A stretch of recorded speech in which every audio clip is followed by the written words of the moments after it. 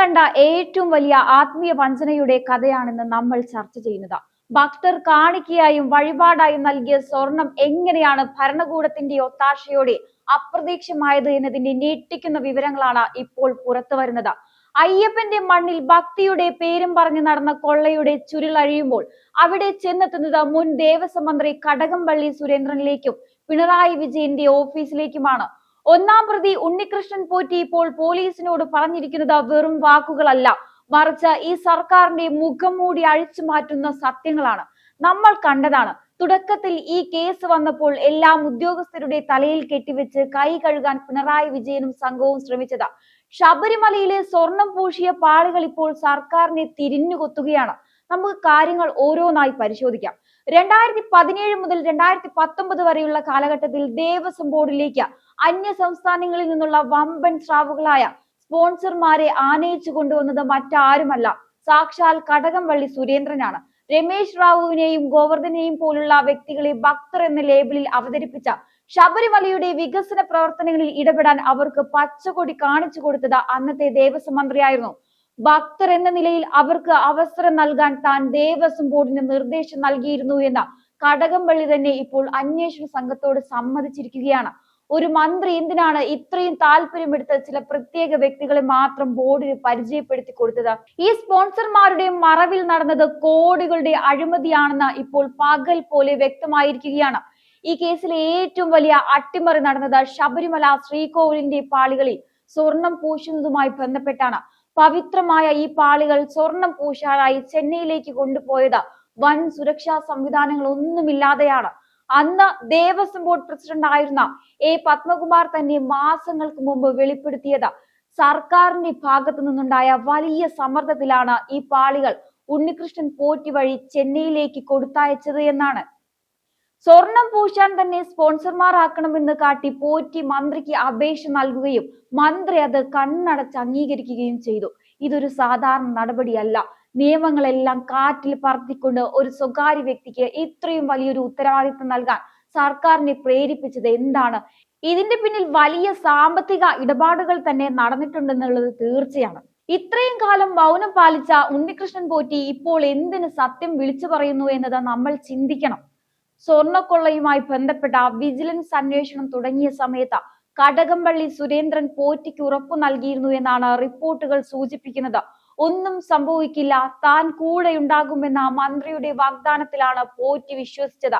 എന്നാൽ ഹൈക്കോടതിയുടെ മേൽനോട്ടത്തിൽ അന്വേഷണം കടുക്കുകയും അറസ്റ്റ് നടക്കുകയും ചെയ്തപ്പോൾ ഈ മന്ത്രിയും സർക്കാരും പാതി വഴിയിൽ പോറ്റിയെ ഉപേക്ഷിച്ചു.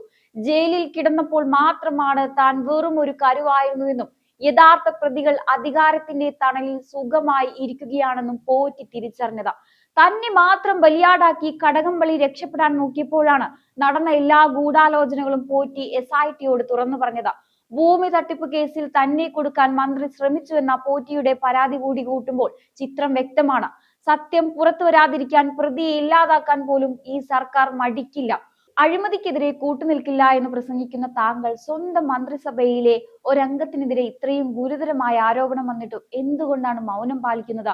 ശബരിമലയെ വെറും വിനോദസഞ്ചാര കേന്ദ്രമായി കാണുന്ന താങ്കളുടെ സർക്കാരിന് അയ്യപ്പനോടോ ഭക്തരോടോ ഒരു ആദരവുമില്ല എന്ന് നേരത്തെയും തെളിഞ്ഞതാണ്. ഇപ്പോൾ പുറത്തു വരുന്നത് പച്ചയായ മോഷ്ടാക്കളുടെ കഥയാണ്. ഇതര സംസ്ഥാന സ്പോൺസർമാർ ശബരിമലയിൽ ആധിപത്യം ഉറപ്പിച്ചത് സർക്കാരിന്റെ ഒത്താശയോടെയാണെന്ന് SIT റിപ്പോർട്ടിൽ പറഞ്ഞിട്ടും എന്തുകൊണ്ട് നടപടി ഉണ്ടായിട്ടില്ല?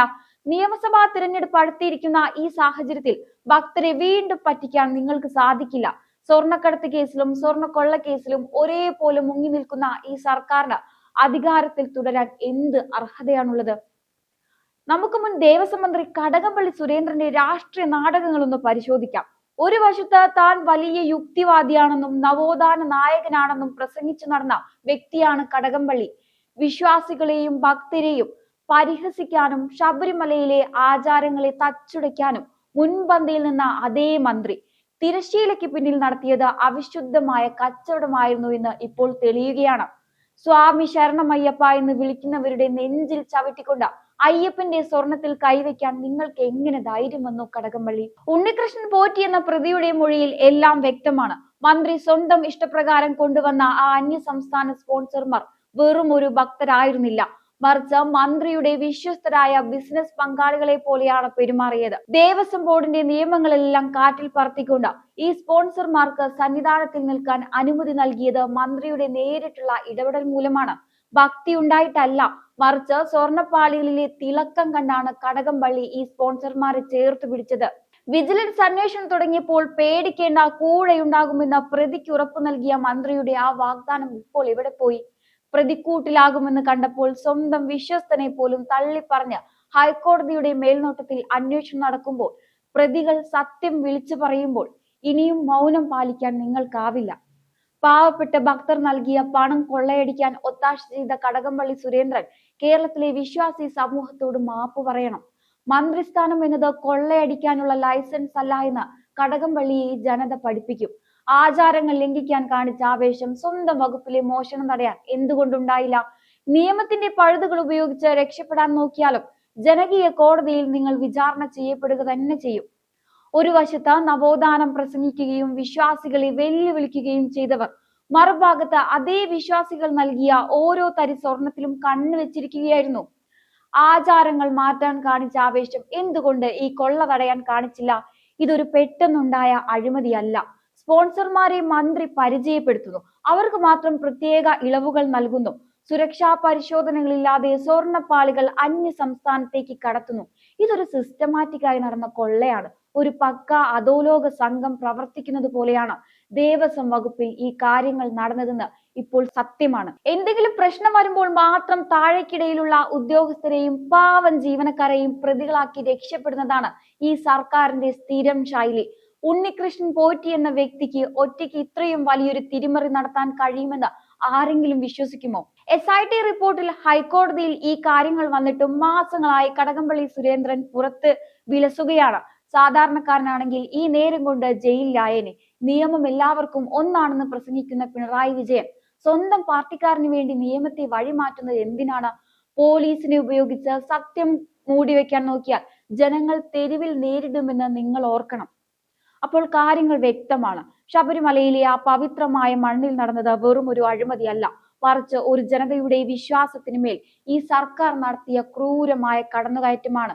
കടകംപള്ളി സുരേന്ദ്രനും പിണറായി വിജയനും ചേർന്ന് പണിത ആ അഴിമതി കോട്ടകൾ ഇപ്പോൾ ഓരോന്നായി തകർന്നു വീഴുകയാണ്. ഞങ്ങൾക്കൊന്നും അറിയില്ല എന്ന് പറഞ്ഞ് കൈ കഴുകാൻ നോക്കുന്ന മന്ത്രിയോട് ഒന്നേ ചോദിക്കാനുള്ളൂ, ആ സ്പോൺസർമാരെ കൈപിടിച്ച് ദേവസ്വം ബോർഡിലേക്ക് ആനയിച്ചപ്പോൾ എന്തായിരുന്നു നിങ്ങളുടെ ലക്ഷ്യം? ഭക്തി ആയിരുന്നില്ല, ആ സ്വർണ്ണപ്പാളികളിലെ തിളക്കമായിരുന്നില്ലേ അത്? നിങ്ങൾ എത്രയൊക്കെ പോലീസിനെ വെച്ച് സത്യം മൂടി വെക്കാൻ ശ്രമിച്ചാലും, സെക്രട്ടേറിയറ്റിലെ ഫയലുകൾ ഒളിപ്പിച്ചു വെച്ചാലും, അയ്യപ്പന്റെ മണ്ണിൽ നിന്ന് മോഷ്ടിച്ചവർക്ക് കാലം കരുതി വെച്ച ഒരു ശിക്ഷയുണ്ട്. അത് അധികാരത്തിന്റെ തണലിൽ ഇരിക്കുന്ന നിങ്ങൾക്കും ബാധകമാണ്. വിശ്വാസികളെയും ഭക്തരെയും പരിഹസിച്ചുകൊണ്ട് സന്നിധാനത്ത് കൊള്ള നടത്താൻ ഒത്താശ ചെയ്തവർക്ക് ഈ മണ്ണിൽ ഇനി സമാധാനമായി ഉറങ്ങാൻ കഴിയില്ല. സ്വർണ്ണക്കടത്ത് കേസിൽ മുങ്ങി നിൽക്കുന്ന ഈ സർക്കാരിന് ശബരിമലയിലെ സ്വർണത്തിലും കണ്ണുണ്ടായിരുന്നു എന്ന് വരുമ്പോൾ നിങ്ങളുടെ ആ പഴയ നവോത്ഥാന പ്രസംഗങ്ങളുടെ പിന്നിലെ തനി നിറം കേരളം തിരിച്ചറിഞ്ഞു കഴിഞ്ഞു. ഇനി തീരുമാനം ജനങ്ങളുടേതാണ്. വരാനിരിക്കുന്ന തിരഞ്ഞെടുപ്പ് വെറും ഒരു വോട്ടെടുപ്പല്ല, മറിച്ച് വിശ്വാസികളെ വഞ്ചിച്ചവർക്കുള്ള മറുപടിയാണ്. അധികാരത്തിന്റെ അഹങ്കാരത്തിൽ എന്തും ചെയ്യാമെന്ന് കരുതിയവർക്ക് ജനകീയ കോടതിയിൽ വിചാരണ നേരിടേണ്ടി വരും. ശബരിമലയിലെ ഓരോ തരി സ്വർണവും ഭക്തരുടെ വിയർപ്പിന്റെയും പ്രാർത്ഥനയുടെയും ഫലമാണ്.